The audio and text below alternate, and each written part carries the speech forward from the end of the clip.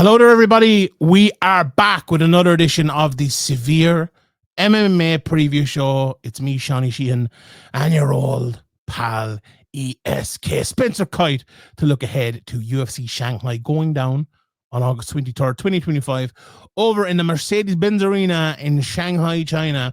I believe this is an early card as well, Spencer. I saw someone tweeting it out, but it's a good one, is it? I was going to say, this is a lovely card for you. It'll be happening right in midday. It'll be nice, and you don't have to stay up late. For me, I have to get up at hell's bells, but this is what time I get up most days anyways, because I'm a psychopath. And so it means I'm going to have consecutive Saturdays this week and next week where I can do things in the evening, and I'm not going to know what to do with myself. I'll probably just watch some fights.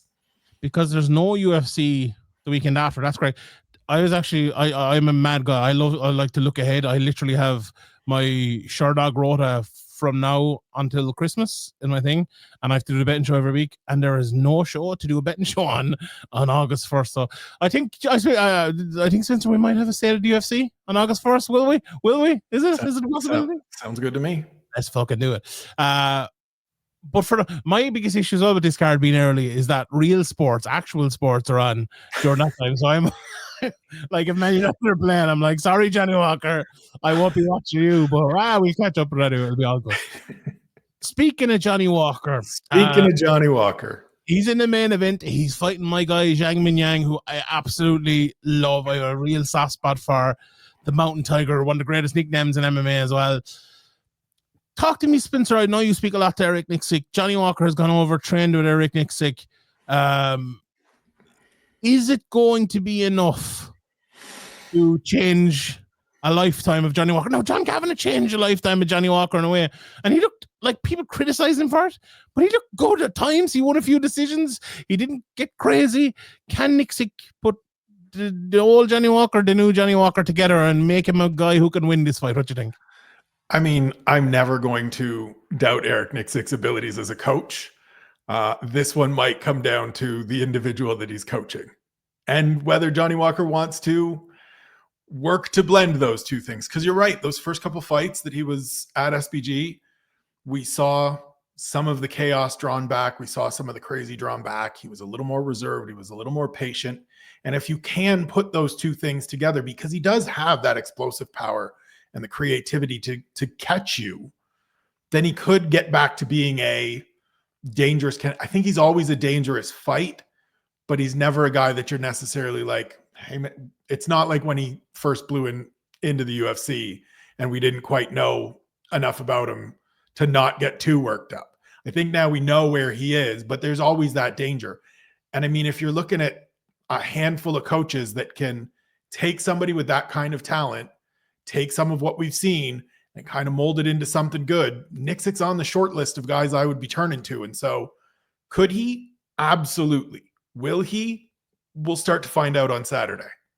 I remember interviewing Eric Nixick. Obviously, you've talked to him a lot more than me, but I remember asking him, like, I remember throwing two fighters out there. I think it was Sean Strickland and someone very unlike Sean Strickland, and whoever it was. Maybe Jeremy Kennedy, I think maybe it was. I'm like, what's your approach for this guy versus this guy? And he's basically like, well, my approach is completely different for every guy I have. I would love to know, and maybe it's an article coming out this week, who knows, what the approach is with Johnny Walker. Maybe it's what we'll hear in the future, because that's the key really to Johnny Walker. I think what you said there, and I think we all agree, like, Johnny Walker has it. Like, he has the ability to become it, but so many other lads have had down through the years. Like, I think Charles Oliveira is a guy who's like, oh, he's like one of those 50-50 fighters. I think he went 9-9 at one stage in his career, and then bang, it clicked. He became champion. I think I'm saying all Brazilian lads here, but RDA was one of those guys as well. It just clicked for him, and he became the champion. But it can happen. Khalil Roundtree was one of the guys that he was the first guy that Johnny Walker beat, right? And for the longest time, Khalil was that guy where it was, we all see the potential. We all remember the Gokinsaki knockout. We all remember the Muay Thai performance against Eric Anders. But then there were also the Marcin Prachnio fight where it's just like a guy that gave Alex Pereira a hell of a fight a couple of years later, lost to Marcin Prachnio. And so sometimes these things take a minute or two to click. Now, Johnny Walker, it's been more than a minute. We'll see. And like I said, this is a great way to close out a card, because we're not we don't need 5 rounds. We have 5 rounds just in case. We may not need 2. We'll get to the co-main event in a second, but I believe that's a 5-round fight as well. So I'm happy that is a 5-round fight, because if that wasn't and this was, I'd be a little bit disappointed, which I think I said in a show the other day, but it turns out it is 5 rounds. Just on Zhang Mingyang, he's one of these guys. The second I saw him, I love his style. I love the way he fights. As I said, I love his nickname. But this is, and I say this with a bit of trepidation, this is a big step up for him, because he fought Anthony Smith last time out, but it's Anthony Smith in 2025. That was the fight where he retired, wasn't it? It was kind of the ghost of Anthony Smith. He had a foot well out of the door, yes. Yes. Is he as good as he looks? Or is he one of these guys that, he fought George Tokos, who's kind of terrible, and he fought a few other lads, and he's kind of padded the record, and now he's going to fight real guys, and he's going to get shown up? Or is he a real guy? He looks like a real guy to me, but I don't know. You know him better than me. I think the power is absolutely real. And at light heavyweight, to a certain tier up the ladder, that's kind of all you need, is to be able to go out there, because you'll get a guy. And this is a matchup like that, right? Johnny Walker, if he fights intelligently, if he moves a lot, if he's keeping his head off the center line, this becomes a very interesting fight, because Zhang Mingyang is still young. He's happy to just go out there and throw bombs, trusting in his chin versus yours, his power versus yours. But Johnny Walker's not a guy that you necessarily want to play that game with. I also don't know if Johnny Walker is a guy that answers your question, because it's Johnny Walker, and we've seen too many instances where we're just like, all right, but Johnny's doing Johnny things. Yes. And it ends up being the Jamal Hill knockout, or it ends up being one of these fights where it's just like, we don't know anything. I think we're probably going to, it's unfortunate to say it this way. It's one of those fights where if Zhang Mingyang loses, then it tells us something. And if he wins, it tells us a little, but we still need we need to do more research. We need to keep getting more evidence. And that's exciting, though. We see that. It is 100%. Paddy Pimblett's one of those guys, 100%. And they're like, oh, well, the evidence was pretty good in that. And there's nothing better than not knowing where someone's ceiling rests and constantly thinking, well, it's got to be here. This is where it's got to rest. And I had a conversation with Paddy a couple of weeks ago and said, and have told him multiple times over now when I've seen him and spoken to him, listen, I was one of those guys that said he's got to have a ceiling. There's got to be a cap. This isn't going to continue. I don't think he's that good. I'm done doubting that kid, and we'll see how far it goes with Zhang Mingyang. Can't wait to see it. The co-main event then it's like a UFC Milwaukee main event here between Brian Ortega and Aljamain. I was going to go with UFC New Jersey or UFC Boulder, Colorado or something. Did they ever do an event in Boulder, Colorado? They haven't done one in Boulder, Colorado, but they've done a couple Denvers. This could very well be it's not quite Des Moines, but it's kind of remember when they did the one in Fresno that Brian Ortega headlined? That's what this is. This is UFC Moncton. Yeah. That's what this is. Oh, yeah. One of them's Canadian. Shout out to Rory McDonald and Tarek Safadine headlining in Moncton, New Brunswick. Tarek Safadine, one of the best leg kickers of all time. Who was it? Was it Tyron Woodley in Strikeforce that he kicked the leg off of? Is that my memory good enough? He destroyed. Was it the other way around? Did someone kick Tyron Woodley beat him. Yeah. Oh, Tarek Safadine was better than people remember. Was Tarek Safadine the last Strikeforce welterweight champion? There was a fight with leg kicks anyway. Who was it then? I believe the last one was Tyron Woodley beat Nate Marquardt. Yeah, it was Nate Marquardt. Yeah. Yeah. Anyway, we have to check for another day. That's the start of the podcast. That's how the preview goes. Trying to remember other fights. This is an interesting fight because. Look, Aljo obviously he has moved up after losing to Sean O'Malley, beat Calvin Kattar, looked good, went there in there against Ivlaev, who arguably could be the number one contender right now if you're not in the Lerone Murphy train. Went to a decision with him and Ortega. Ortega is a guy who hasn't been fighting all that very often, but did fight twice last year. Beat Yair Rodriguez. Went to a decision with Diego Lopez, who turned into obviously the number one contender after that in a fun fight. Spencer, what does this fight mean? Because like, I'll ask you the question that I ask you an awful lot. This is the number 5 ranked guy against the number 7 ranked guy. Does all this mean one will be ranked number 5 and the other will be ranked number 7 after it, or one will be ranked maybe number 5 and the other will be ranked number 9? It could be number 4 and number 8, but it's essentially a holding pattern fight or a fighting for those spots fight. But I think it's a little more than that. I think this is not that we're looking at releases or anything like that. I'm never going to advocate for those things, but it starts to get to a point where you go, okay, what do these veteran guys have left? What and what do they want to do? Like if Brian Ortega loses this fight, it's consecutive losses. It's losses in 4 of his last 5. That takes and like it hasn't been great since he was 14-0 and made it to his first title fight. Right? It would be 2 wins in 7 fights since that beating of Frankie Edgar to put himself in title contention. That's not great. And you're getting older. And he had talked about wanting to go to lightweight, but he clearly hasn't because he's still here at featherweight. So what do you want to do? It starts to get to that point of like, where's Brian Ortega going? Aljo, I think it's a little less because he's in a new division. It's just a 3rd fight. You lose to Evloev, as you said, could be the number 1 contender, maybe should have already been in a tight. I mean, he was supposed to fight Aaron Pico. I don't think he would have hit him with a spinning back elbow, but he probably could have beaten him. But you know, if you lose to Ortega, who is, as we just said, in sort of a like, we're not quite sure zone, then what do you do? Because then it's 2 straight losses for you and you're 36 years old and starting to get up there. And it's not the question I start asking myself a lot lately, probably because I'm getting old, is how much more do you want to put into this? Like if you're either of these guys and you suffer another loss, do you want to keep trying to climb that ladder? Because it's just going to get harder, especially in a division like this, where there's more and more young talent pushing forward, your Yusuf Zalals of the world that are climbing the ladder and coming at you and trying to get there. Do you want to have to go through those guys? And then it starts to be, instead of 2 losses where it's established contenders, then you end up in the Calvin Gastelum zone where Calvin is right now, right? Josh lost to Joe Pyfer. He's got a fight coming up in a few weeks' time against Dustin Stoltzfus. Never a guy that I would have thought Calvin Gastelum, that fought Israel Adesanya for the interim title in one of the best fights of the last decade, would be in. That's kind of where these guys are going to be, whoever loses this one. Whoever wins it is number 5, and they probably fight Arnold Allen or Josh Emmett.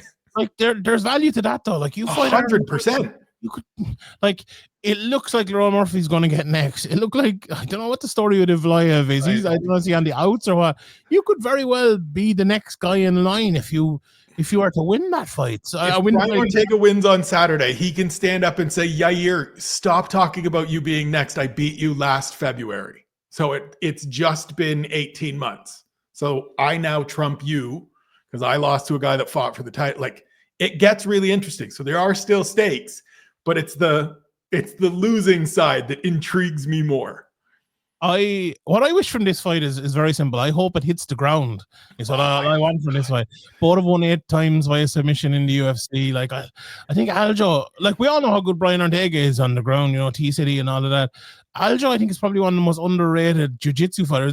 We can talk about the rest and the ground fight and all, but his jiu-jitsu is absolutely amazing. Like he's looked, his back takes and his control are next level. And if this ends up being a kickboxing match, I might throw this busted TV that's already in my office through the window. It'll be all right. I don't think it'll be necessarily a terrible kickboxing. No, neither do I. But I want grappling. I want scrambles. I want attack and defend. Do you know what I would like? Do you remember the Corey Sandhagen Aljamain Sterling fight? Yes. And it was very quick. It didn't last very long, about 90 seconds. And it just showcased the dominance of one guy against the other. I would love to see something like that. Or maybe, give me 9 minutes of that or something, of both guys just going at it, and eventually one guy showing that he is the supreme jiu-jitsu player. Easy for me to say. But yeah, I don't know. When I see, there's some fights I see and I talk myself into them being good. I talk myself into them being bad. But that was just a fight I see and like, oh shit, that's a good fight. Yeah. And I refuse to talk myself out of it. Good way to approach it. We'll go with that one. After that, there is Pavlovich and Waldo Cortez Acosta. Talk to me about Waldo Cortez Acosta, Spencer, because Waldo Cortez Acosta is a name I see, and if I see him against someone half good, I think, there's a first round knockout for the other lad. But Waldo Cortez Acosta is 14-1 in his career, which is pretty good. Pavlovich hasn't looked as amazing as people thought he was on the come up in his last 3, went to decision with Rosenstruck, lost 2 in a row before that. Waldo Cortez Acosta beat Sergey Spivak last time out. He beat Ryan Spann. He beat Robley de Spain, Andrei Arlovsky. A lot of people probably would have picked him, 2 years ago to lose all of those 4 fights. Is old Waldo, is he like the most underrated heavyweight in the UFC, Spencer? Would that be fair to say? So I talked to our mutual dear friend, Mr. Harry Powell, this morning and mentioned that I had to talk to Waldo Cortez Acosta today. And I said, he's number 6 in the heavyweight division. And I would love to know what Shawnee Podcast has to say, what his feelings are about that. He's one of these guys. We were talking about Patty. We were talking about Zhang Minyang not knowing where the ceiling is. Waldo Cortez Acosta is 100% that. Everything you said is spot on, right? His 3rd fight in the UFC, he comes in, he's 2-0, he's undefeated. He fights Peizao, Marcos Rosario de Lima. Forgive me, Peizao. Gets beaten, gets taken down, has no takedown defense, and it's just like, okay, there's the ceiling, we're set. He hasn't lost since. Now, the first 3 of those, they're decisions. They're not particularly entertaining. He's got a good jab. He can throw the fastball every once in a while, and it's fine. This year, he's looked like a different fighter. He beat the brakes off of Ryan Spann, who I think is a talented but flawed fighter. It's 100% between the ears for Ryan. Skill-wise, he's got all the skills. He's just, sometimes he's there and sometimes he's not. And I don't think he would get mad at me saying that. He'd probably get mad, but you know what I mean. Yes. And then he beats Sergey Spivak. Like, I went into that fight thinking Sergey Spivak takes this guy down and chokes him out in about 98 seconds. And Sergey Spivak couldn't get close to him, couldn't get his hands on him to get him down. And if a guy that is a proven athlete that has some good boxing is starting to figure out a little bit more of maintaining range and distance and takedown defense, he just might be another one of these guys where we don't know where the ceiling is. And next thing you know, he's facing, you win this one and he's in the top 5. Now, we can make the argument about UFC heavyweight division and being in the top 5 and things like that in this day and age. Sure. But I mean, up until a couple of years ago, ain't nobody beaten Sergey Pavlovich other than Alistair Overeem when he got thrown to the wolves. I mean, this is an interesting one. This is, to me, this is maybe more interesting than the actual main event. I understand why Zhang Minyang is the main event at an event in Shanghai, China. This one might be more interesting because Pavlovich has fought for interim gold. Pavlovich is a guy that, as you said, we thought he was a world beater when he was coming up and rattling off those first round knockouts. Didn't look great against Biggie Boy Rosenstrike earlier this year. Well, Cortez Acosta go out and beat him and put himself in the top 5. Wasn't on my bingo card coming into the year, I tell you that much. So what you're telling me, Spencer, Waldo Cortez Acosta, book your ticket to Washington, D.C. Is that right? July 4th next year.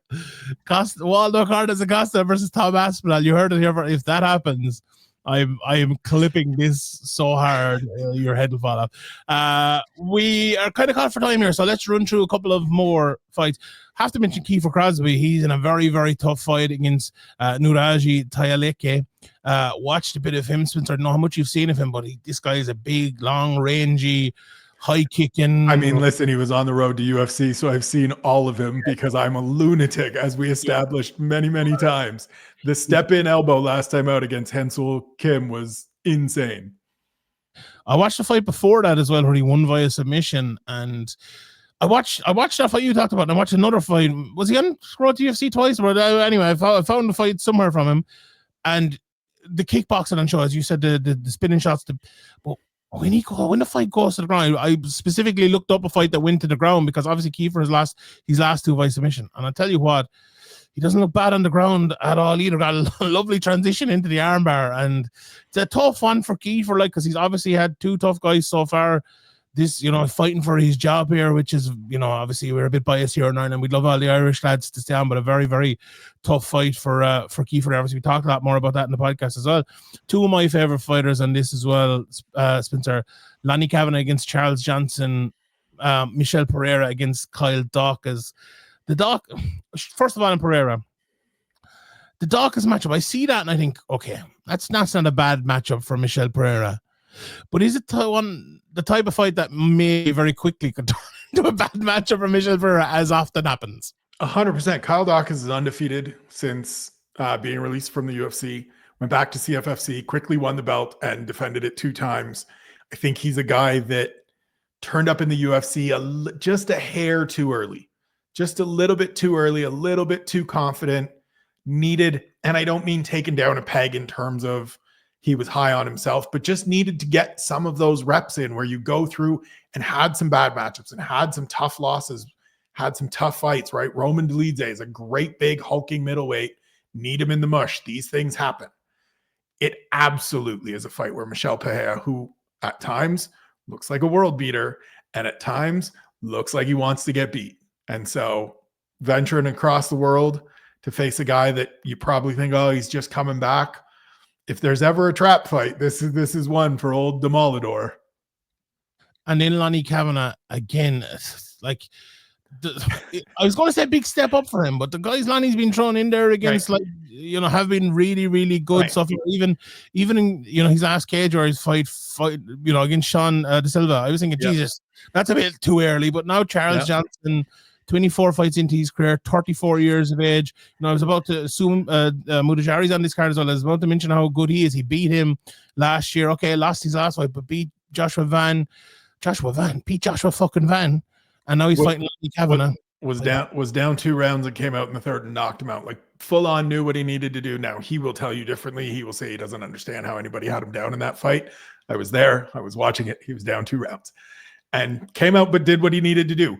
Won 4 fights before the loss last time out to Ramzan Temirov, who is a good undefeated fighter who's also now suspended for failing a drug test. So to be that what it is, certainly a thing that Charles will probably mention when I speak to him at some point here this week. But I think Lonnie is going to I think this actually benefits him. I think having these hard fights and it not being a carryover from the knockout of Antoine Ho is a good thing for him, because it means he's going to get the slow play. It's not going to be throw him in quickly. Now, if he wins this one, it might be because the guy that he beat the first time out, Jose Ochoa, just had a good fight against Asu Almabayev on short notice. He knocked out Cody Durden. He's looked very good. And so you may have to do well, away we go, and give him a top 15 or a top 10 matchup when the UFC comes back to London next year or wherever in England they go next year. But it's not bad if Lonnie gets slow played a little bit and he gets to just continue to get his feet wet and check things out. Well, breaking news though, Spencer. He actually is getting a top 15 matchup this weekend, because Charles Johnson newly entered at number 15 on the UFC rankings. So we can throw that out. Shows what I know. Well, I think it's literally only changed in the last hour. Literally update today, because there you go. And I only saw it because I clicked on to see where's he in the rankings. I was like, oh, who fell out? I assume because he beat Joshua Van and someone's probably gone. But I actually disagree. I think this is just too quick. I love Lonnie and I think he has championship potential, but 9 fights into his career, he made his debut in 2019, but lost 3 years from the pandemic. He's really only been fighting since 2022, which is fucking crazy to think. And now he's fighting the top 15 guy. Okay, he's only in the top 15 today, but he's a guy good enough to be in the guy top. That's been around there. Yeah, absolutely. He's a guy who might be champ. Yeah, 100%. I don't like this matchmaking, but again, I've been wrong before, and I don't look. Whoever wins. But for Lonnie's sake, you'd like to see him win this. Now he's 9-0, and we know I put out that tweet many a time about people who go 9-1 in their career, from Fedor to John Jones to Chris Cyborg to GSP and Chuck Liddell and loads more. So the best thing you can be is 9-1 in MMA. So we'll see on that. Right, Spencer, we are going to leave it there in a second, but anything else on that card you want to see? Who should we be tuning in for? One of the undercard fighters, who's a big name that people are going to know after this weekend? I mean, I'm still always interested in seeing Rong Zhu fight just because he has so much experience. He's still pretty young. Good performance last time out against Cody Steele. 2 fights before that, his eye blew up against Taco Padilla in a good competitive. He's somebody that every time he fights, you know you're getting loads of action. He takes on Austin Hubbard, who is a guy that's happy to get stuck in there and getting kind of a smashy, bangy kind of fight. He's lost his last 2. They're both split decisions. You could argue and make a case for him winning both of those. So I think that's one that early in the night is going to get a little bit of excitement, a little bit of fire going in those early morning hours for me. Middle of the day for you while you're watching Man United. Beautiful, Spencer. Thank you very much for joining me. Thank you to everybody for tuning in. Enjoy the fights this weekend, and we will leave it there. Goodbye.